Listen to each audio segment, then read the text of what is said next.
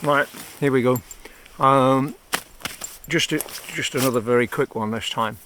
You sometimes get comments, particularly ex-soldiers, who go out and about what you wear and why you wear it. And there's a thing about civvies. Civvies always tend to wear the latest or most expensive fashion item. Not all of them. You know, some are really down to earth, and I love them dearly. But there's a lot of people out there who seem to think they have to buy the latest thing from Go Outdoors or Cotswold Camping, and it's sort of some bright red Gore-Tex. I have a bright red Gore-Tex sometimes when I'm going up out in the mountains, in Glencoe in winter or somewhere like that, and it's very photogenic red. But as people say to you, well, you can't leave the army, you're still wearing green, you're still wearing greys and greens, and drabs and camouflage and that sort of thing. It's not because I can't leave the army. And I'll say a lot of people, perhaps you're an ex-soldier, you will understand this. Many will. Many people who are not ex-soldiers who will understand it as well. When I left the army, I sort of ditched all my military kit and everything that was camouflage. In those days we had disruptive pattern material camouflage, and sometimes we had denizen smocks, which were a slightly different camouflage, and green trousers. But the disruptive pattern stuff came in, and we wore that. And when I left the army, sort of got rid of all my sort of army kit and all my camouflage kit, and it was probably the worst thing I ever did because I ended up having to buy it all again. And the reason for that is maybe not the camouflage kit, but the reason for that is a lot of the army kit is really, really good, and you don't appreciate it as a civvy. Civilian shops really cater for three things. There's a new one, which is glamping. That wasn't around when back in the 80s and 90s. There is day walking in the Lake District, where it's sort of really lightweight kit, very flimsy, and usually synthetics of one kind or another. And camping, alpine style camping, which is the third one, whereby you have a very lightweight camping for sort of rapid ascents in the Alps and that sort of thing. And there's always being used on Everest, that sort of advert that goes with it. When you have been in the army, bushcrafters will understand this, you are out for a lot longer. You're out in all weather conditions. You're not just fair weather campers. You have to stay out for God knows how long, and you are going to get soaking wet. So you need things that are warm when they're wet. You need things that are durable, and you need things that are going to last you, and you can rely on them. And you won't get that from most camping shops. You'll get it from the odd bushcraft shop. But you will get sort of kit that will last a couple of seasons, and maybe that's it. Then it'll be worn out, and even if it's not worn out, the latest fashion item will be out, and some people will go out and buy that, so they'll just bin the old stuff that they had. So firstly, you tend to buy stuff that's a bit more durable, but secondly, the colour, the greens, the greys. When I ditched my military kit and went into the sort of going out with I've still got my red Gore-Tex for Glencoe and that sort of thing. I noticed one thing, and that is, when you are wearing bright colours, firstly, everyone else can see you and gravitates towards you, which isn't quite as good for the solitude side of getting out there and doing it and that sort of thing. Can be useful if you want to be rescued, but two, you don't see any wildlife, because the wildlife sees you at a distance of 3 miles and makes itself scarce. And when you're in the forest or when you're in the hills, I like to go out and see the wildlife. I like to be part of nature, and that's the reason why I go out. I've stopped going out just to get to that summit or to get to a destination. It's about the journey, and it's about seeing nature, and it's about that sort of thing. And suddenly, when you change back into the drab colours and you go for the greens and the greys and the camouflage colours again, suddenly you start seeing nature much more close up. And you start seeing a lot more and experience a lot more about being outside, and that's what being outside is about for me. It's about being part of the forest, it's about being part of the mountain, it's about seeing nature close up. In Britain we don't have grizzly bears here, there and everywhere, but we have some pretty horrible people. I'm an antisocial camper. I like to be sort of not seen, and I like to be part of the background, and neither seen nor noticed.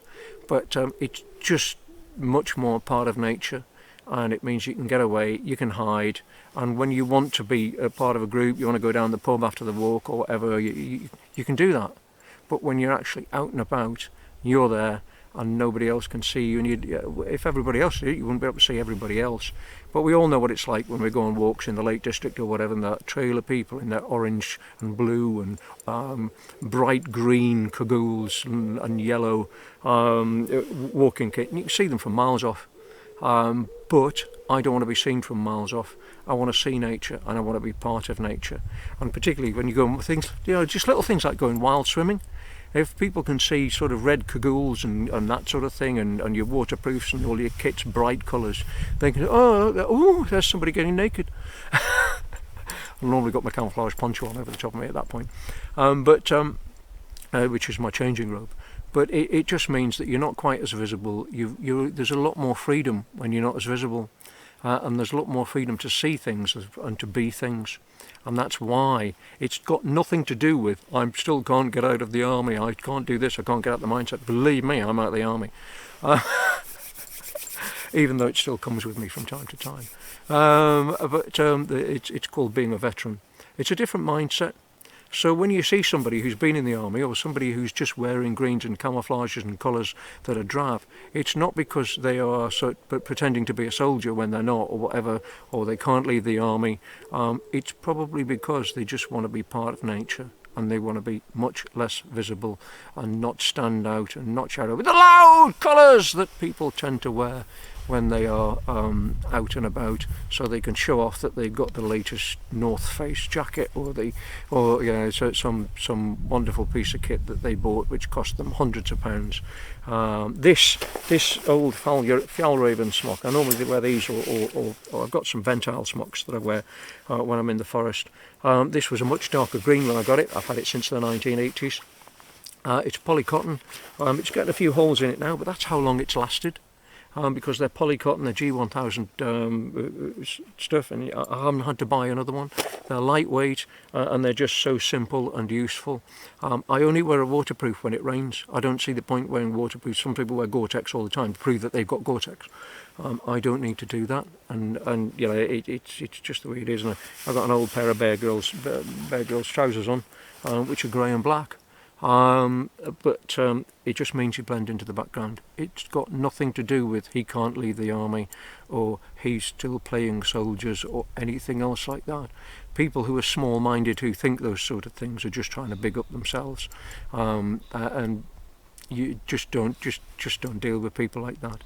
But that's why sometimes people wear greens and greys. It's what I do. It's why I've got a multicam hammock and a multicam tarp, camouflage poncho. Those are the sort of camouflage items I have now. But I just don't want to be seen. And I'm an anti-social camper. I'm an anti-social walker. I want to get out. I want to be part of nature. I want nature to be part of me. Yeah, that's where it is. So and try it. Try getting out there. The stuff you buy in shops, great stuff, compared to what I had when I first started. I was wild camping when it used to be just called camping, back in the 80s, and it was much more difficult to get stuff in those days. The stuff you get now is much lighter, it's much better, but a lot of the army surplus kit's really good. It's much more durable. It is a little bit heavier, and it may be not quite the latest thing that you can get, but don't feel bad about being on the hills and wearing either something army surplus or in the forest and having a piece of kit that's army surplus, because a lot of it is good kit.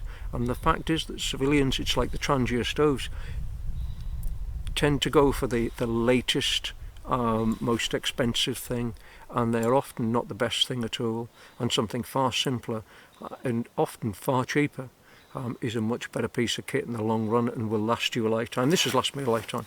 I've got a Trangia stove that I've still had since the 1980s. I don't know many other people who've got stoves that they had back in the 1980s that haven't either broken or been binned, or they've got something new because it's the latest bit of kit. I'm not that kind of person. I've got a old Berghaus rucksack, and I've got this Carrymore SF. There's a few people now who actually do good durable kit, like Carrymore SF I've mentioned. Berghaus still do some durable kit, there's a few military sort of manufacturers. Fjallraven do some good kit. Snugpack do some really good kit as well, but they tend to be more geared towards the military market. But yeah, drabs, greens, browns, khakis, greys, blend into the background, be part of the background, be part of nature, and you will find that nature tends to come to you more. Okay, well, thanks for listening. That was that was my whinge about people who look at you and go, oh, he hasn't got the latest North Face jacket on, or that sort of thing. I'm not bothered about people like that. There's just sort of the fashion ramblers. Yeah, on your bike, mate. I'm not a fashion rambler. I'm somebody who's there to experience the outdoors. But and I know that I'm preaching to many of the converted. So that's where we are. Get out there and hide and be part of nature, and don't shout out too loud. Yep. Thanks for listening. See you now.